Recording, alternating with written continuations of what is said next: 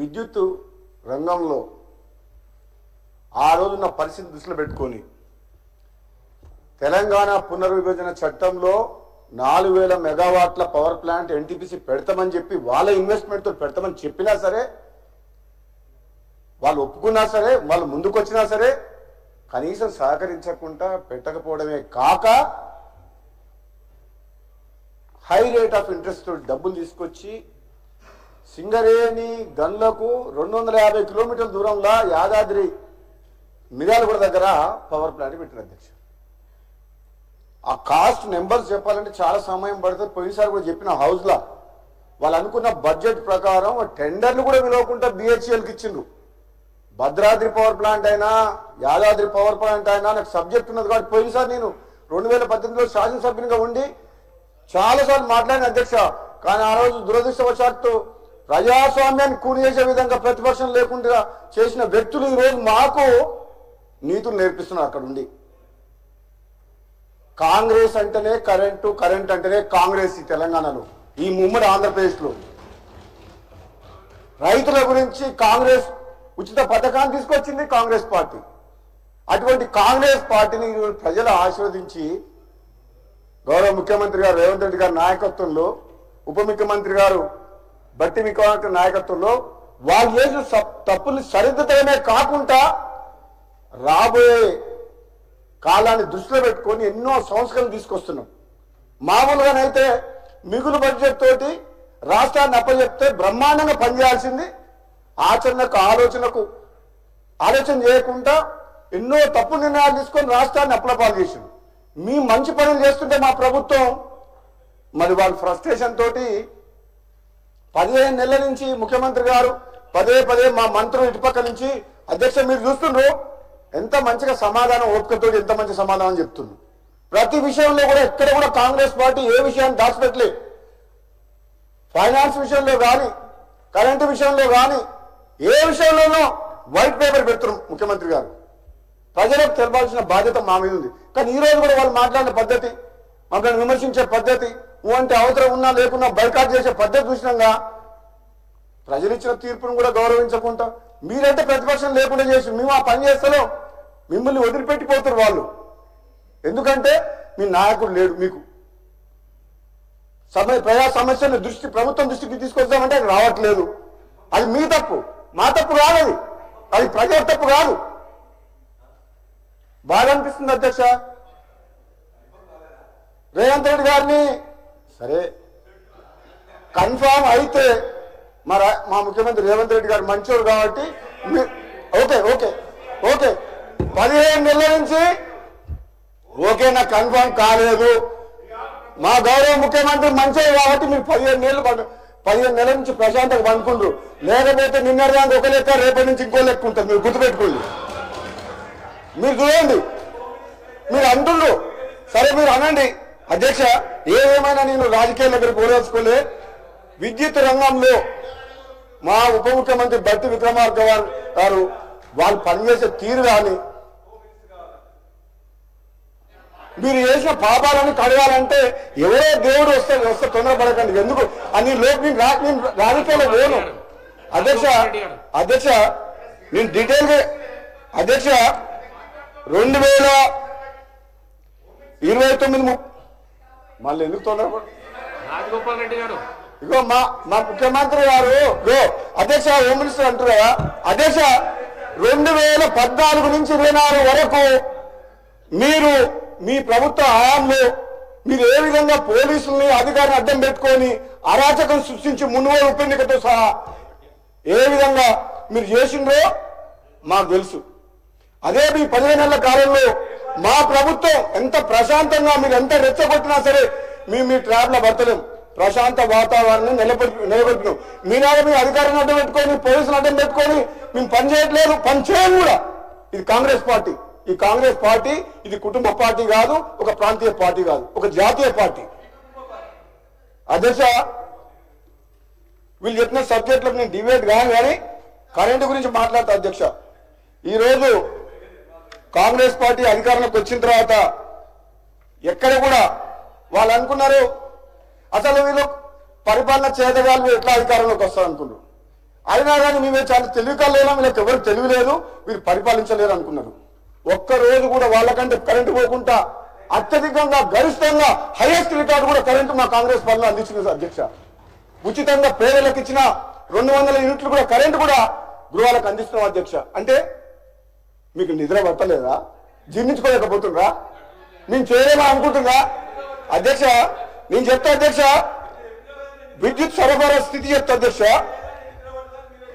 మల్లారాజేశ్వరరెడ్డి గారు ప్లీజ్ మీకు please please please please please Yadadri power plant విషయంలో కానీ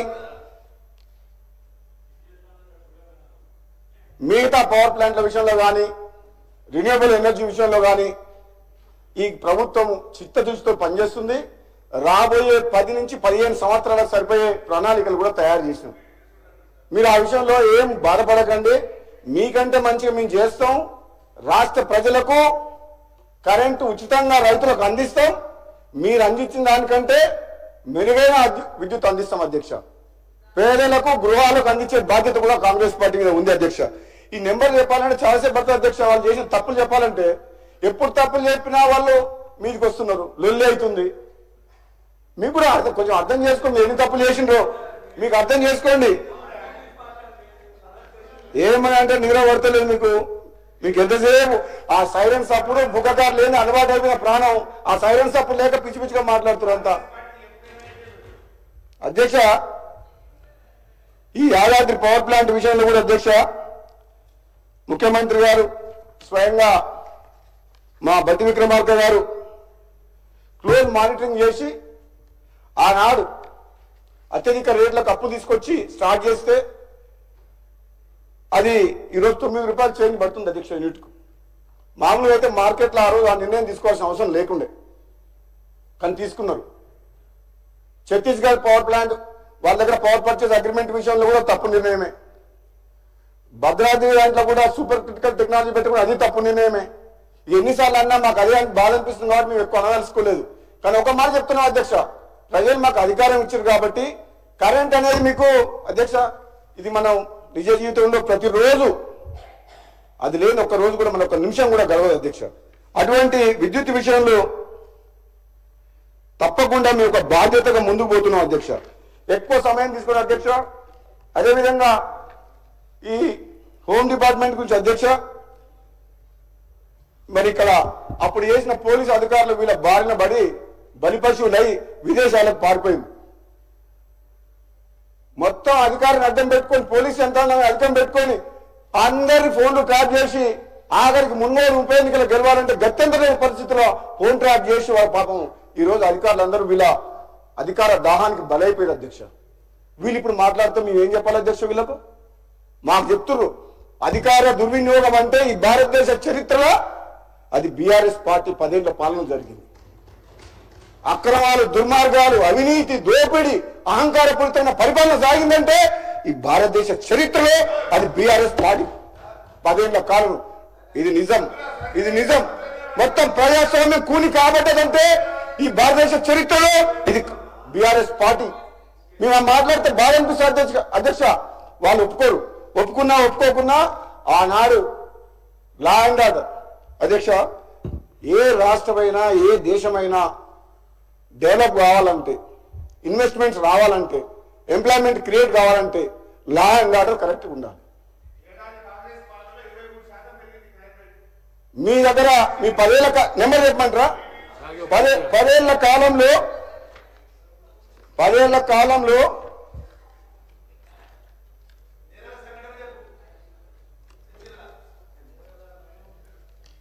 నయం ఆస్తులన్నీ దోసుకున్నది వాళ్ళే కదా.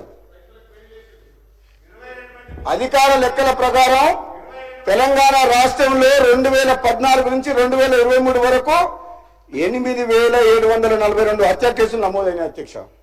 అదే కాలంలో 18,246 అత్యాచారం కేసులు, 1,30,521 దొంగతనాలు, 469 దోపిడీలు, 5,051 లూటీలు, ఇంకా బీఆర్ఎస్ నేతల ఒత్తిడితోటి ఎన్నో కేసులు రికార్డు కూడా చేయలేదు వాళ్ళు పోలీసుల ఒత్తిడితోటి.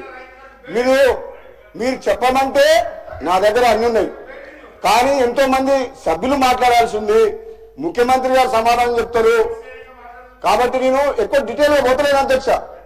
కాకపోతే ఒక్క మాట చెప్పగలను అధ్యక్ష, వీళ్ళ అధికారంలో ఉన్న మాత్రం అధికారం ఉన్నప్పుడు మంత్రిలో మన శ్రీధరబాబు గారు ఇక్కడ ఉన్నారు, ఆ హత్య కేసు లాయర్ దంపతులు, హైదరాబాద్ ఔటర్ రింగ్ రోడ్ పక్కన ఉన్న వెటర్నిటీ డాక్టర్ మళ్ళా ఆ రోజులలో భూసేకరణ ఎట్లా చేసేవాళ్ళంటే అధ్యక్ష, పోలీసులను పెట్టి బెదిరించి రైతులని వాళ్ళని తీసుకుపోయి మా శివనగూడెం రిజర్వాయర్ కాడ భూ నిర్వాసితులని వాళ్ళకు R&R ప్యాకేజ్ ఇవ్వకుండా పోలీసులను పెట్టి ప్రాజెక్టు కాంట్రాక్టుల కోసం ప్రాజెక్టు నడిపించారు.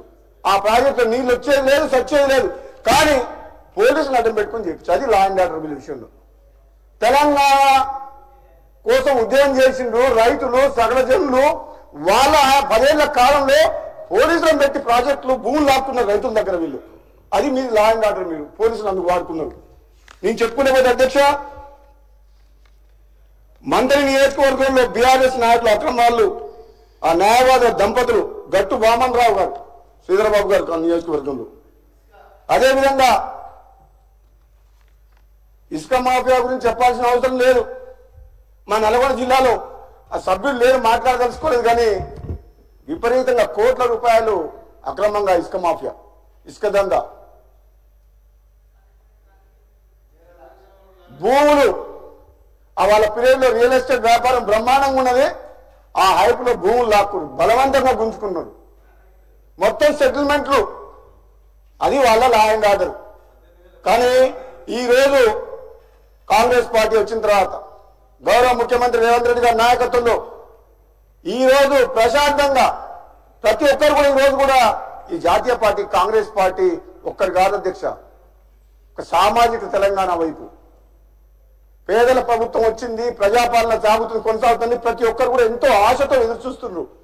దయచేసి ప్రతిపక్ష సభ్యులు మీరు ఆలోచన చేసి ఈ ప్రజాపాలన సాగిస్తున్న కాంగ్రెస్ పార్టీ ప్రభుత్వానికి సూచనలు సలహాలు ఇవ్వండి. కానీ ప్రతిరోజు అసెంబ్లీలో కొట్లాడతాం, మీకు అధికారం కావాల్సుకుంటే ప్రజల దగ్గర పోయి వాళ్ళ కష్టాలు మాట్లాడండి, వాళ్ళ తరఫున మాకు చెప్పండి. కానీ మీరు ఈ విధంగా సభలో ఎప్పుడు హౌస్ నడిచిన అధ్యక్ష, మీరు మీ మీద అటాక్ చేసిండు, మీ సభ సొంతం కాదని చెప్పి మిమ్మల్ని ఈ సభ మీ సొంతమా అన్నారు. మరి మేము 6 సభ్యులు ఉంటే పోయిన అసెంబ్లీలో మా గొంతు వినిపించలే, మాసల్స్ పెట్టి బయటకు పంపించారు.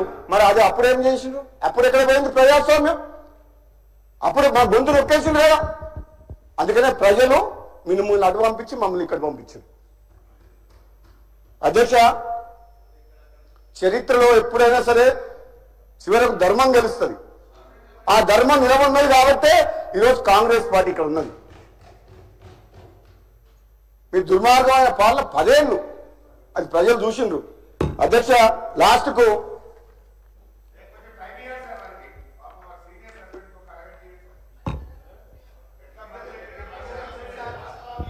అధ్యక్ష మేము ఒక నిన్న ముఖ్యమంత్రి గారు, మేమందరం ఇప్పుడు కూడా ముఖ్యమంత్రి గారు ఈరోజు మేమందరం ఒకటే మాట్లాడుకో అధ్యక్ష, వీళ్ళ గురించి ఎంత తక్కువ మాట్లాడితే అంత మంచిది. బీఆర్ఎస్ పార్టీ గురించి వాళ్ళ గురించి ఎంత తక్కువ మాట్లాడితే అంత మంచిది. మనం ప్రజల పక్షాన ప్రజలకు ఇచ్చిన హామీ నెరవేర్చే విషయంలో ఒక్క నిమిషం వేస్ట్ చేయకుండా ఈ తెలంగాణ ప్రజల కోసం పనిచేద్దాం. వీళ్ళని మనం ప్రజలు చూసుకుంటారు, వీళ్ళ గురించి తక్కువ మాట్లాడాలనే నిర్ణయానికి వచ్చినాం కాబట్టి నేను ఎక్కువ మాట్లాడదలుచుకున్నాను అధ్యక్ష ఈ ప్రతిపక్షం గురించి. ఎందుకంటే వీళ్ళు మాట్లాడే కొద్దీ మాకేదో ఉందని వీళ్ళు అనుకుంటారు. వీళ్ళు గుండుసున్నా అని ముఖ్యమంత్రి గారు చెప్పారు కదా మన పార్లమెంట్ ఎన్నికల్లో. కాబట్టి మీకు మళ్ళా భవిష్యత్తు లేదు. 1000 జన్మలు ఎత్తినా ఆ బీఆర్ఎస్ పార్టీ తెలంగాణలో అధికారంలోకి రాదు. నేను చెప్తున్నా మీకు, మీరు అర్థం చేసుకోండి. ఎప్పుడైతే తెలంగాణను తెచ్చి బీఆర్ఎస్ అని పెట్టిరో అప్పుడే కథం అయిపోయింది. ఇక మళ్ళీ మీరు అనవసరంగా ఏంటంటే సరే ఎమ్మెల్యేగా గెలిచిరు కాబట్టి రండి, హుందాగా ప్రవర్తించండి, ఏదైనా సలహాలు సూచనలు ఇవ్వండి. కానీ అనవసరంగా మీరు మమ్మల్ని రెచ్చగొడితే మా మాట ఏమీ లేదు. మీరు కేసీఆర్ కుటుంబ సభ్యులు మాకంటే ఎక్కువ తెలియకలేదు. మేము ప్రజల పక్షాన మాట్లాడుతున్నాం అధ్యక్ష. ఇచ్చిన హామీలు నెరవేర్చే పనులు మా ప్రభుత్వం పనిచేస్తుంది అధ్యక్ష. ఇక అన్నిటికంటే ముఖ్యం, అన్నిటికంటే ఇంపార్టెంట్ అధ్యక్ష, ఇల్లు అధ్యక్ష. ఈరోజు 10 ఏళ్ల పాటు తెలంగాణ వస్తే ఎంతో మంది నిరుపేదలు రూపాయి ఆస్తి లేదు, రెక్కాడితే కానీ డొక్కాడు. అటువంటి వాళ్ళు వీళ్ళ మాటలు నమ్మి 2 సార్లు అధికారంలోకి ఇచ్చారు. ఒకసారి కాదు, కొత్తగా వచ్చింది కదా అని 5 ఏళ్ళు 2సారి అధికారానికి ఎక్కువ సీట్లు ఇచ్చారు. అధ్యక్ష, మాకు ఇల్లు రాకపోతుందా, ఈ ఎండకెండి వానం ధరుస్తున్నామని చెప్పేసి ఎంతో మంది నిరుపేద కుటుంబ సభ్యులు 2సారి 90 సీట్లు ఇచ్చిండు. మళ్ళా నమ్ముకున్న పేదవాళ్లకు, ఇల్లు లేని పేదవాళ్లకు మళ్ళీ మొండి చేయి చూపించారు అధ్యక్ష వాళ్ళు.